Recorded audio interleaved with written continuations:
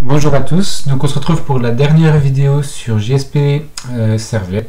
En particulier, là on va s'intéresser, après avoir vu le contrôleur dans tous ses états, grosso modo, on va s'intéresser aux vues, et en particulier aux JSP, et la façon de bien les écrire, en particulier en utilisant une bibliothèque, une librairie qui s'appelle JSTL. Donc le but du jeu, ça va être d'utiliser cette librairie pour rendre les pages les plus clean possibles. Quand on dit les plus clean possibles, ça veut dire aucun code Java à l'intérieur. Donc ça fait partie des bonnes pratiques. Dans la vie réelle, il s'avère qu'effectivement, vous risquez de rencontrer des JSP on va dire à l'ancienne, avec du code Java à droite, à gauche. Mais pour la maintenabilité, c'est clairement très compliqué d'avoir ce genre de page. Et il faut du coup se forcer en fait à faire d'avoir une guideline qui vous permet justement de faire de belles JSP juste avec des tags HTML entre guillemets. Donc on va utiliser aussi la JSP UseBean qui va nous permettre de bien comprendre les différentes données qu'on attend dans notre page et qu'on va manipuler. Et enfin on verra un petit exemple sur le C2.forEach qui nous permet de faire des itérations de manière dynamique du coup sur nos pages JSP. On va reprendre notre superbe application que l'on avait laissée la dernière fois dans un état où notre contrôleur était normalement complet. On ajoutera aujourd'hui une petite fonctionnalité qui nous permettra de récupérer la liste des personnes inscrites, ce qui fera par exemple l'objet dans menu.jsp d'afficher tous les utilisateurs qui sont inscrits à notre application. D'où le principe d'utiliser notre C2.forEach. Ok. Donc revenons au code. Donc nous étions sur ce projet où on avait développé notre modèle. On avait donc notre contrôleur qui jouait son job. Et pour l'instant on avait deux JSP, on va dire pauvres entre guillemets, avec dans un état où il faut justement clarifier 2-3 choses au niveau des bonnes pratiques. Et j'avais en particulier insisté sur le fait que ça c'était pas génial parce qu'on savait pas d'où venait user. Si c'était une variable de session ou pas, c'est clairement... ça manque d'informations, grosso modo. Donc, la première chose à faire, ça va être d'ajouter une nouvelle dépendance qui nous permettra d'utiliser notre librairie JSTL. Donc, c'est JSTL. Alors, on va mettre plutôt le groupe ID en premier. Voilà. On va prendre la version 1.2. Donc, ça, c'est OK. Une fois qu'on a ceci, on refresh Maven pour qu'il prenne en compte cette modification. Ça va apparaître, là voilà, dans les dépendances. Donc jusque là tout va bien. Et on va commencer du coup à écrire nos fameuses JSP avec cet ajout. Donc la première chose qu'on va faire, c'est qu'on va enrichir notre façade avec une nouvelle fonctionnalité, celle qui nous permettra de récupérer la collection de tous les utilisateurs. Hop, on va faire collection d'utilisateurs. Get tous les utilisateurs.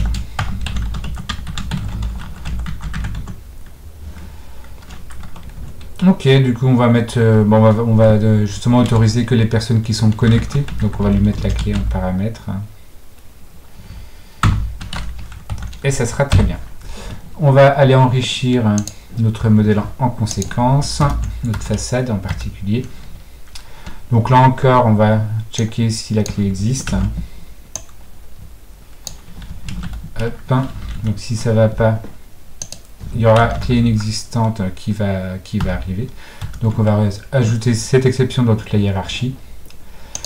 Et si tout va bien, du coup, on va faire un return de notre map. Donc c'est this.inscrit.values qui nous permet de récupérer la collection de tous les utilisateurs que nous avons en stock. Ok, c'est simplement ceci.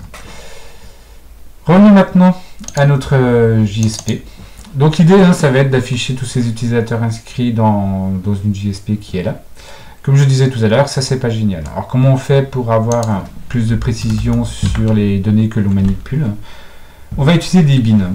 Donc il y a JSP.useBean qui nous permet justement de dire je vais récupérer celui qui s'appelle use, qui est censé être une variable de session. C'est ce qu'on avait précisé dans notre application. On peut lui préciser le type également.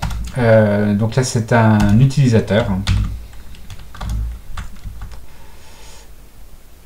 Et ça suffira normalement pour ceci. Alors là, il risque d'y avoir ce qui va se passer dans ce cas-là, c'est que s'il le trouve, donc il est content, tout va se passer normalement. Par contre, s'il ne le trouve pas, ici, il ne créera pas d'instance et du coup, il générera un message d'erreur. Et du coup, en précisant le scope session, vous n'avez pas le choix en fait. Il faut vraiment que votre variable user soit dans le scope session. Sinon, il ne va pas aller chercher dans les autres scopes pour chercher une éventuelle variable qui s'appelle user. Donc une fois qu'on a ceci, on voit que ça ne change pas grand chose, le code va rester le même, mais grosso modo, dès que je regarde la page, je vois directement que ok, ceci user, c'est finalement une variable de session. Elle est du type utilisateur que je peux retrouver dans mon modèle ici.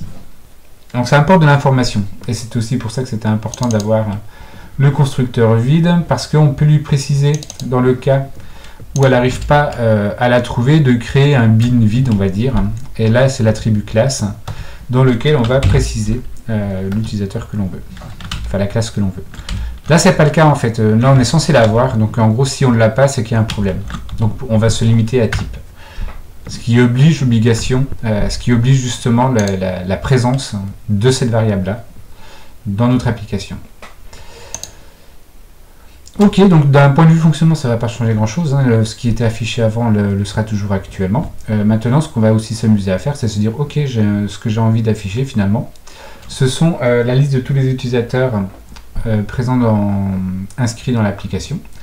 Et on va retourner dans notre contrôleur pour préparer ces données-là, qui permettront d'alimenter ma JSP qui est derrière. Donc l'idée, ça va être au moment où je fais ma connexion, donc on est sur du post, on est ici, c'est comme d'habitude. On va ajouter une variable de requête, cet attribut qu'on va appeler utilisateur au pluriel. Et dedans, on va mettre simplement le façade.get tous les utilisateurs et on a besoin de passer la clé. Donc c'est celle-ci qu'on va passer en paramètre. Donc là encore, hein, s'il y a un souci, en fait, on sera redirigé vers la page d'authentification avec le message d'erreur qui est lié à la clé, qui normalement ne devrait jamais apparaître dans ces cas-là. Donc ce qui est intéressant maintenant, c'est de se placer de nouveau dans notre menu qui est là, et c'est de dire ok, maintenant ce qui m'intéresse, c'est de récupérer JSP useBin, donc on appelle ça utilisateur au pluriel. Le scope, c'est plus session ici, mais c'est request. Et le type que l'on veut, c'est une collection de modèle.utilisateur.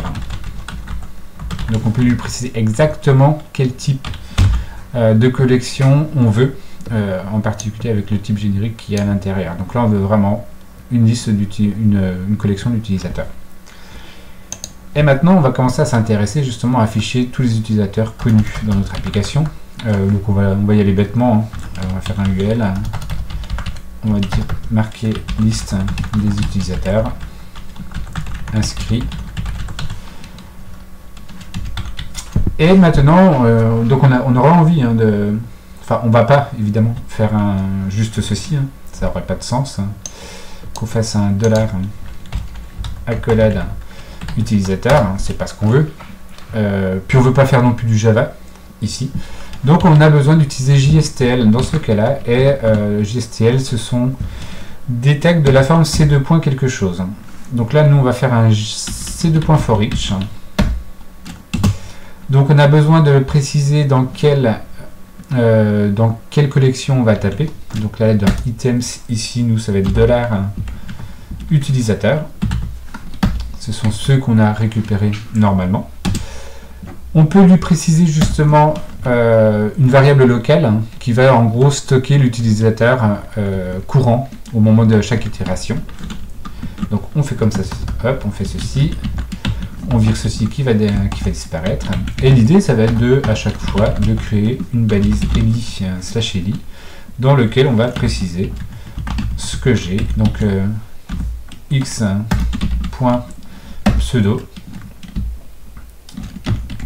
On va simplement afficher le pseudo des utilisateurs connus dans le système. Et en fait, avec ceci, ça va suffire concrètement pour pouvoir afficher tous les utilisateurs de notre application. Donc au moment où j'ai fait mon C2 points, en fait j'ai validé à la volée le C2 points for each, et ça a eu pour effet d'ajouter la tag lib ici. En gros, si vous voulez utiliser la tag lib, il faut à tout prix avoir cette annotation ici. Sinon, les différents tags ne seront pas interprétés. Et c'est source d'erreur assez classique chez les étudiants pour la manipulation de JSP. Donc ça c'est pas mal. Maintenant on va s'intéresser justement à la page de connexion. Alors on va déjà vérifier que tout ceci fonctionne. Donc pour ceci, comme d'habitude, on va lancer notre application avec Jetty.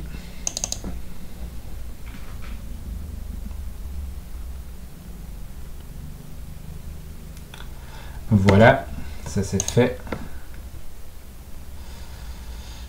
On ouvre un navigateur, si celui-ci veut bien s'ouvrir. On lance authentification. Donc on devait avoir un utilisateur Yucatren qui se balade quelque part. Voilà. Et normalement c'était vidéo au singulier. Et on se retrouve avec notre lien de déconnexion, comme toujours. Mais maintenant on a bien la liste des utilisateurs inscrits et on voit que notre C2.forEach a bien été interprété. Si je regarde le code source, évidemment, je retrouve mon UL et toutes les balises LI pour chaque utilisateur. Donc plutôt cool pour faire ceci. Très bien. Maintenant on va regarder ce qui se passe pour le message d'erreur, encore une fois, dans accueil. Là encore on se retrouve avec cette variable. On ne sait pas d'où elle vient, on ne sait pas ce qui se passe. Donc la bonne pratique, évidemment, ça va être de préciser qu'on va avoir une variable, une donnée qui s'appelle erreur, dont le type, c'est un string. La classe, c'est important de le préciser, parce qu'en gros, c'est s'il ne la trouve pas, alors il doit la créer. Donc là, peut-être que le type va suffire, on va vérifier. Le scope, donc ça sera request dans ce cas-là, puisqu'on a enregistré cette variable erreur au sein du contrôleur en tant que variable de requête. Et ça devrait nous suffire. Donc on va vérifier déjà, voir ce qui se passe si on lance l'application comme ceci. Donc on fait un rerun de nouveau. Hop là, ok, ça c'est parti, et on relance l'application à la base. Et là, effectivement, on se retrouve dans un cas en fait où il ne trouve pas le bin erreur qu'on avait précisé. Et en plus, on lui a pas précisé la classe qui permettrait justement de reconstruire telle donnée. Donc là, il suffit simplement, dans notre cas. Là, pour le coup, ça suit notre logique. S'il n'y a pas de message d'erreur, que grosso modo, il faut qu'on lui donne le moyen de créer un message vide pour pas que notre application parte en sucette. Alors que tout à l'heure, pour la variable de session user, d'un point de vue navigation, il est indispensable que l'utilisateur existe, le user existe. Et dans quel cas, c'est pour ça qu'on n'autorise pas la création d'un user vide, car ça n'aurait strictement aucun sens d'un point de vue conception, puisque normalement c'est impossible d'arriver là sans que l'utilisateur soit en variable de session. Donc ici, par contre, pour l'erreur, c'est pas la même. L'erreur, en fait, on peut l'avoir uniquement si on a tenté une connexion et que c'est parti en sucette et qu'on est revenu sur la page d'accueil. Mais on peut très bien arriver sur la page d'accueil sans être passé par la page de connexion, du coup. Ce qui sous-entend que erreur peut ne pas exister. Donc pour lui dire ok, si tu veux l'exister, il faut simplement renseigner le champ classe en lui disant que ok, si tu veux me créer un message vide, il faut que tu utilises la classe string simplement. Et là on va vérifier que ce petit changement va avoir de grandes conséquences pour le coup. On va réexécuter l'application.